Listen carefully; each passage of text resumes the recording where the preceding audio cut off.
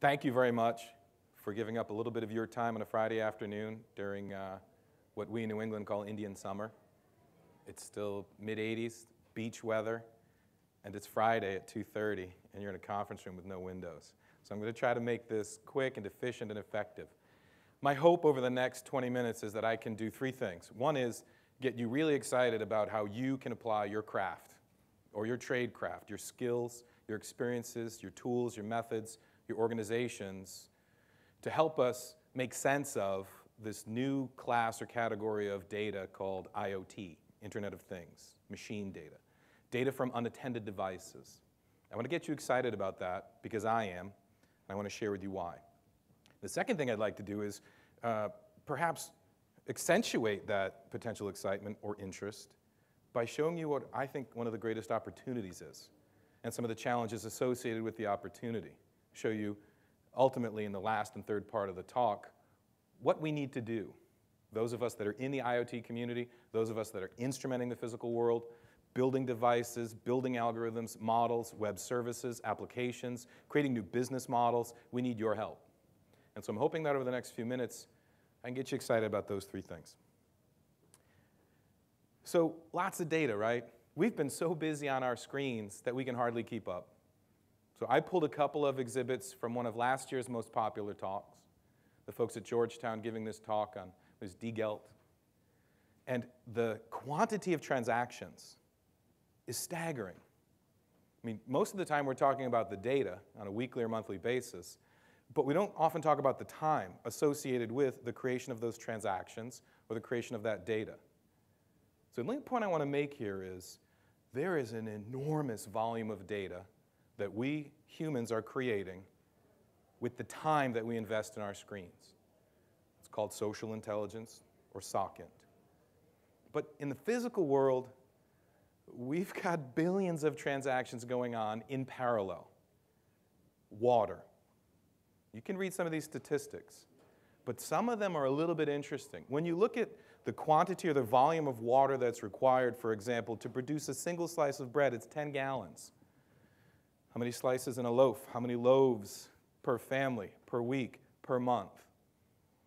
So the first thing I want to do is get you to think a little bit differently about the definition of the term transaction.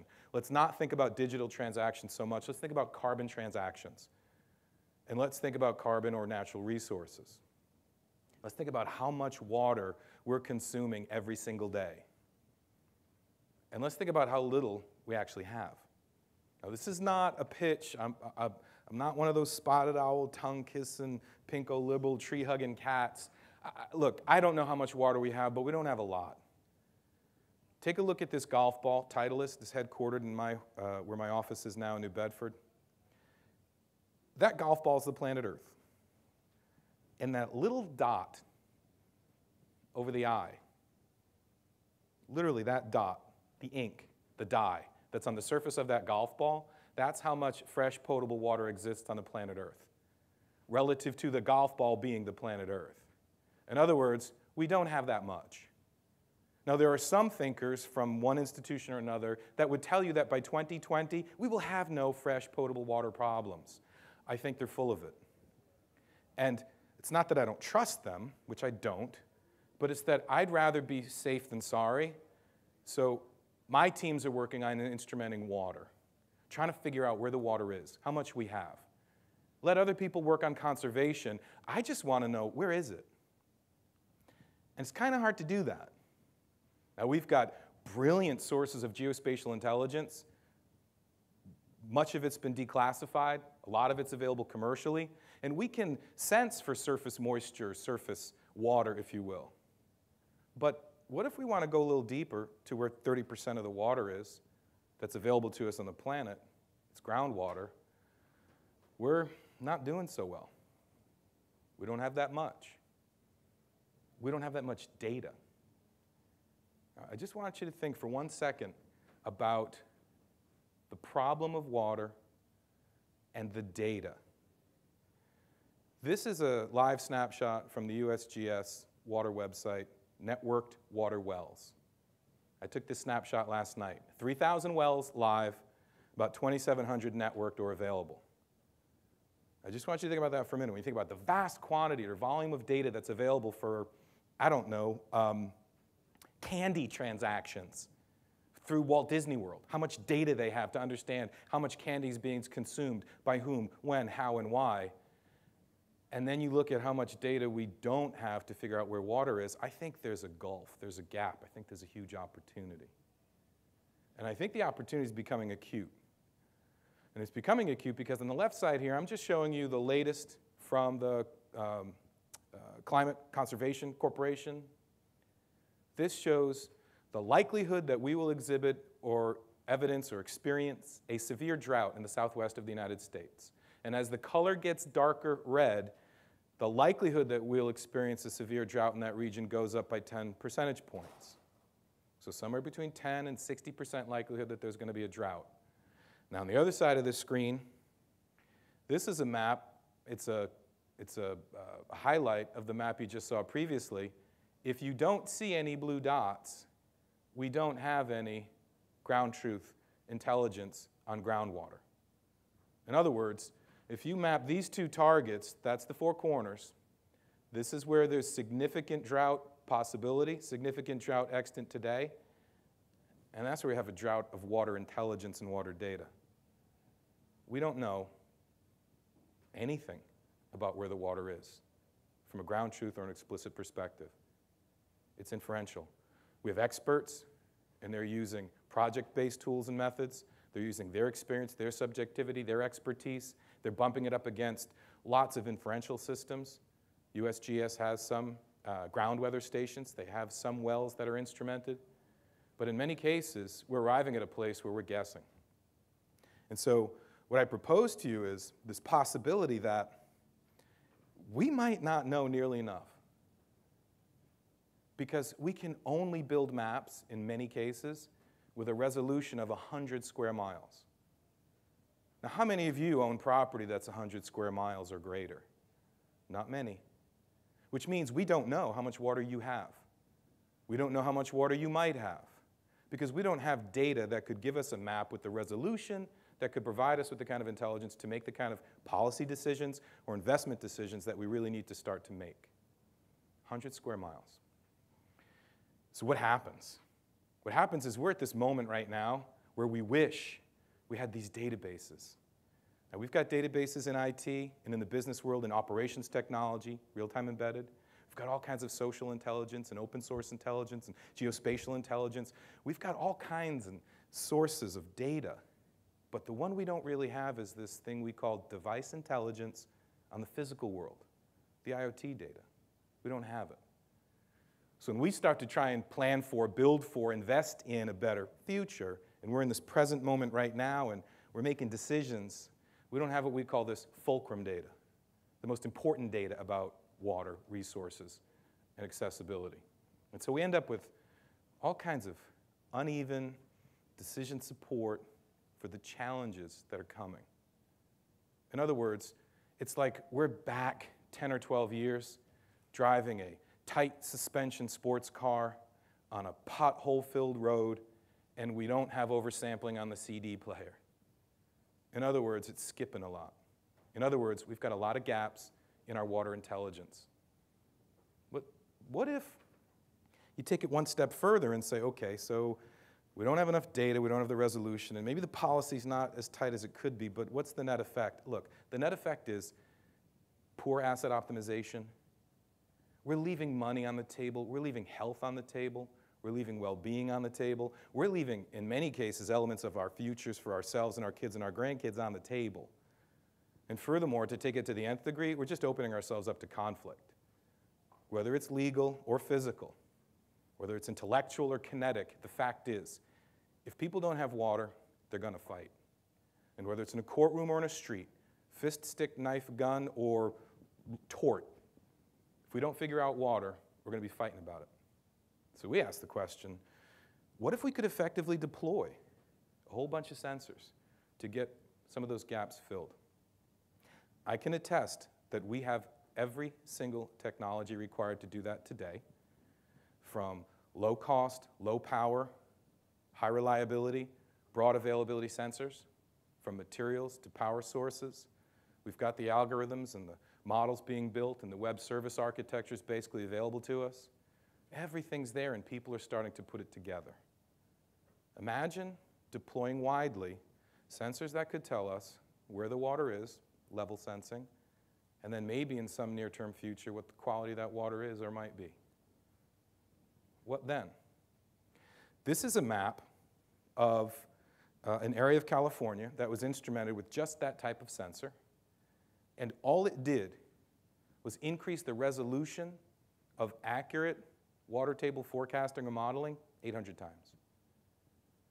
This model is a 100 square meter model, not a 100 square mile model. When you put sensors in the ground, we can create ground truth.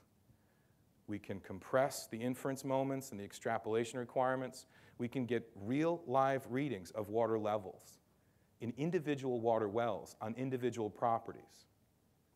It gives us that ground truth to stitch together with that geospatial intelligence, that weather data, and that other inferential and contextual data. Now you might say, well, who needs that resolution? Well, depends on who you ask. And this is where I think we need your help. Because when we talk about the Internet of Things, most often we're talking about brands connecting products so that they can have persistent marketing surveillance on customers. They can know everything a customer is doing and anticipate every need and extract more time and extract more revenue and extract more profit from that customer. On the other side, we talk about customers getting some benefit. It's usually convenience, sometimes it's entertainment, and sometimes it's actually real value. Now, I know I sound cynical, and I am a little bit, because most of the machine-to-machine and IoT that's been deployed today hasn't really been delivering much on the promises of return on investment, compliance, cost reduction, revenue enhancement, and all kinds of better experiences for either individual, enterprise, or institutional customers. They've been falling short. And I think one of the reasons why they've been falling short is because they've been bound by buyer-seller relationship thinking. And so I'd want you to look at this. It's a really simple model. It's more like a soccer ball, but we'll go 2 dimensions. What I love about what I've heard over the past 2 days is that so many people are working on so many different versions of the tools that we need in the Internet of Things to create the maximum value. This model says start with the asset, groundwater or a water well, and map all of the potential stakeholders that might have a shared or common or unique interest in knowing if there's water in that location.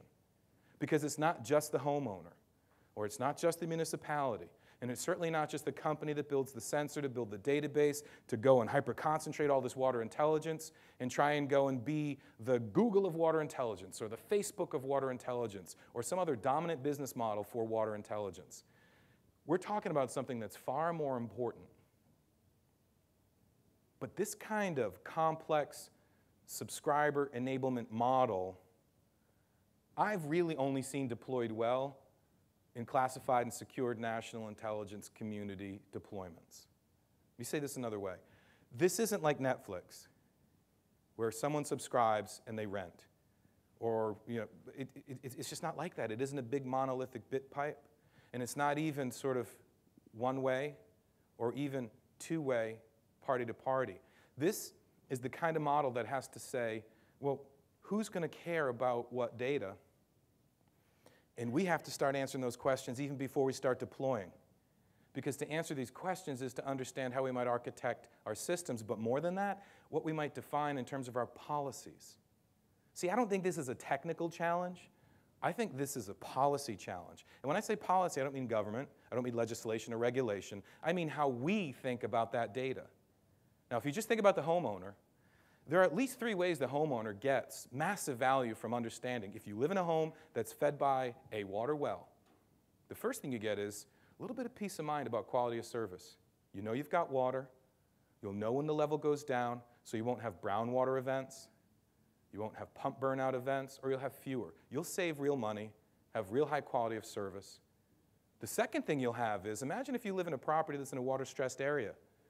You've now just got verification, attestation that you have water in this property. So now your property becomes more valuable because you've got verification that it's got clean, potable, regular supply of water. And here's the third one. What if we got to a place in time where we could create a market for groundwater? that homeowner who's instrumented his or her well and is pretty good practicing conservation methodologies and techniques might be able to, quote unquote, sell rights to their excess water capacity. But that's just the homeowner. Look at all these other stakeholders that would have something to gain in compliance or cost reduction or safety or revenue enhancement by getting access to some part of that data. And that's just the residential. What if we went into any of these other spaces where massive water consumption takes place? Right now, there's massive debate going on in agriculture. You can read now an article from AgriView, from the folks at Farm Bureau, saying farmers, growers, producers, go ahead, instrument everything you can because it'll help you with yield and productivity and profitability and conservation. It'll be good, but make sure you understand who owns the data, who gets control and access, and who else is going to get to essentially exploit data about your equipment, your machinery, your operations, your environment. What we're talking about when we instrument things like water is like the nth degree of the shared economy. My water well doesn't just pull from a small tube that's under my property. We're sharing water on the planet. It's a shared resource. I want to talk about the shared economy. This is one that could be a blockbuster for us to redefine how we deal with each other, how we deal with these assets, and also how we deal with that data. Because it won't just be value in water, it'll be value in water data. I'll give you one example of the positive unintended consequences of thinking this way. There's a European water pump company that deployed an M2M or IoT solution on all of their water pumps in a couple of different regions of Africa, Western Africa and the Horn. And they put these devices on the pump so that they could know remotely. So the pumps had a little cellular modem on them, a 2G modem, went to a tower, over the top, back to the cloud, into some facility in Western Europe. And somebody like me could sit in a network operating center and see every one of the pumps on the continent of Africa that was owned or controlled by this OEM, could see if it was on, could see if it was running, could see at what RPM, could do things like vibration and concatenation and temperature, could get all kinds of health and wellness on the pump. But what it didn't really do or couldn't do necessarily was give us that kind of groundwater knowledge. Now, if water came out of the pump, yippee-skippy, we have water. But no idea how much is left. Put that aside. What they did was they thought about this multi-stakeholder model. They thought about well drillers and well servicing companies and how they could have route optimization enabled by knowing what the status of the pump was. So instead of putting boots in a truck and a truck in every pump, you only planned your routes when you saw that you had red, a pump problem, or yellow, a pump problem emerging.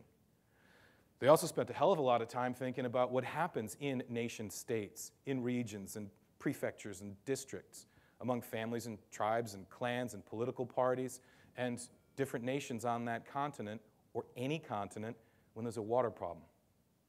If the water flows, then people will vote. If there's no water, people aren't voting. They're not going to work. They're not going to school. But here's the kicker. Love this case. They thought about how it could impact the lives of people.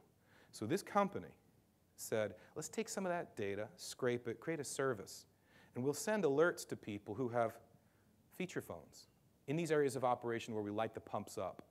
And just like people in the United States can figure out where the nearest Starbucks is and pre-order their latte and do all that kind of cool stuff, what this company did was said, we're going to create a free service, an SMS service, so that people in these areas of operation can know where the pumps are running and where they're pushing water, and even further, where there isn't a long line to wait to get water. Now, you could say that's charity. I say that's frickin' brilliant, because they took time to water for the average family in the area of operation down from 8 hours a day to 3.5. So the average family living at or near subsistence got 4.5 hours a day back in their adult population to heal wounds, to raise children, to learn language, to learn skills, to build businesses, to feed, to clothe, to go from subsistence to something more meaningful. Now, they started with a simple route optimization play, asset optimization play.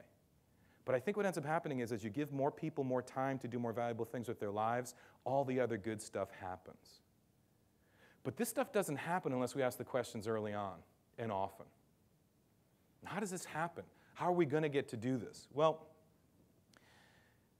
so we have this simple model, and we get in trouble all the time when we talk to classic venture capitalists who are about scale, rapidly, go. First thing is, you're going to spend more time in the first 30 days talking about this complex subscription model, mapping all these stakeholders and all these interests. You're going to slow yourself down.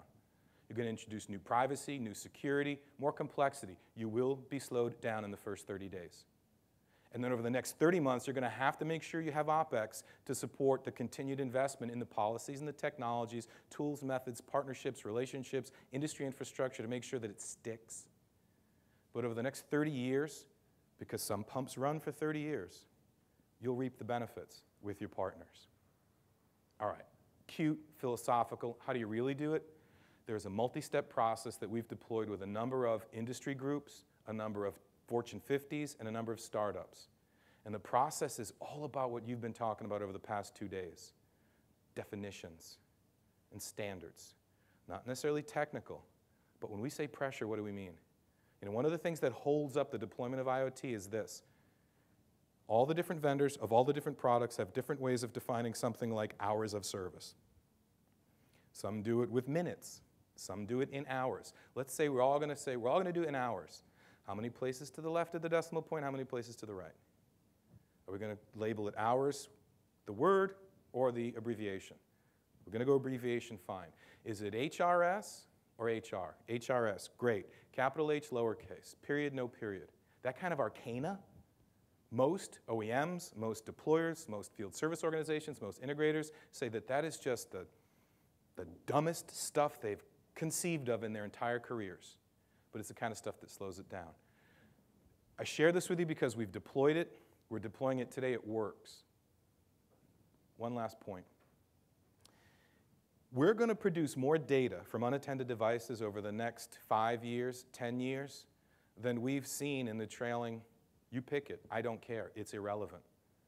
Because we have almost zero penetration of the vast majority of large and landscape scale assets, remote and mobile assets, and living assets on the planet Earth. Said another way, there are groups putting sensors in trees because they're growing heritage hardwood, and it's at a huge risk of shrinkage.